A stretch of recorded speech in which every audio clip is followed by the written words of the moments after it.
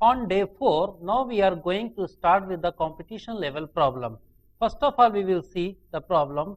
Evaluate limit x tending to 1, x to the power p plus 1 minus p plus 1x plus p upon x minus 1 square. अब आप देखेंगे कि जब हम इसमें x equal to 1 का सब्स्टिट्यूशन करेंगे, it will become 0 by 0 form. Now, in order to solve this question, let us see what we do. We will take this term x to the power p plus 1 and x together और उसमें हम x common लेंगे तो यहाँ पे develop हो जाएगा x into x to the power p minus 1 और इसमें आप जब p कॉमन लेंगे तो यहाँ पे भी x माइनस 1 डेवलप हो जाएगा. Now we will divide by x minus 1 in the numerator as well as in the denominator. अब आप देखेंगे कि after the division it has become x to the power p minus 1 upon x minus 1 और यहाँ पे सिर्फ p रह गया है. Now we will solve this expression. Let us write the value of this expression which will be equal to x plus x square plus x cube up to x to the power p minus p upon x minus 1. Now we know that we can write it like this, p equal to 1 plus 1 up to p times.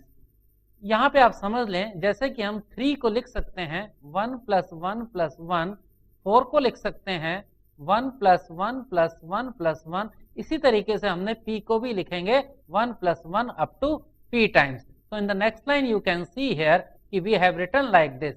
अब हम इसमें से एक एक 1 जो है इन सब expression के साथ इंक्लोज कर देंगे and we will have the scenario like this, that is x minus 1 plus x square minus 1 plus x cube minus 1 and up to x to the power p minus 1 और जो denominator में x minus 1 है अब इसमें जब हम divide करेंगे तो एक इंडिविजुअल एक्सप्रेशन इस तरीके से सेपरेट आउट हो जाएगा.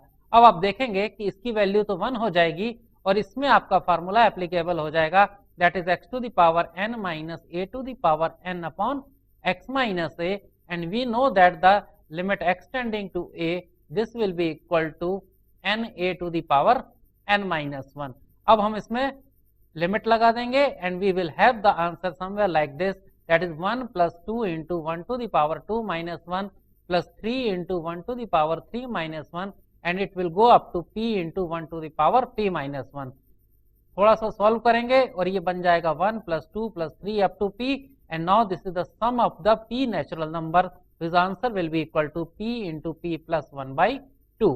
Next we will see the another problem, that is limit x tending to infinity x square minus 1 upon x plus 1 minus ax minus b equal to 2 and we have to find out the values of a and b.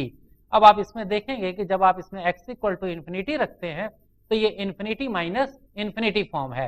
तो इस case को solve करने के लिए सबसे पहले हम इसको रेशनल एक्सप्रेशन में कन्वर्ट कर लेते हैं और यहाँ पे देखिए इस रेशनल एक्सप्रेशन जब कन्वर्ट होगा तो आंसर यहाँ पे एक फाइनाइट वैल्यू है. Now we know when the degree of the x in the numerator is higher than the degree of x in the denominator, then answer is infinity, and when the degree of x in the numerator is less than the degree of x in the denominator, then the answer is 0, and when both degrees are equal, then we are going to have the finite answer. So first of all we will convert it into the rational form. It has become x square into 1 minus a minus x a plus b plus 1 plus b upon x plus 1. Now we know that the answer could be only finite possible when the degree of numerator, which is 1 here, and here the degree of denominator, it is also 1 here. Only thing it could be possible when coefficient of the x square should be equal to 0. So now we can see here if we have put it like this, 1 minus a equal to 0, that is a equal to 1, और जब आपके पास अब expression बचेगा that is minus x 1 plus b plus 1 plus b upon x plus 1. अब इसमें जब आप x से डिवाइड करेंगे तो आपके सामने जो एक्सप्रेशन आएगा that will be minus 1 plus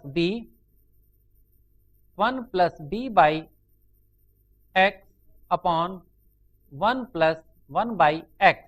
अब इसमें जब आप limit x tending to infinity apply करेंगे तो we will be having only this finite answer, this portion will be 0, this will be 0 and we will have only minus 1 plus b equal to 2 और इसको solve करने पर आपको value मिल जाएगी b equal to minus 3.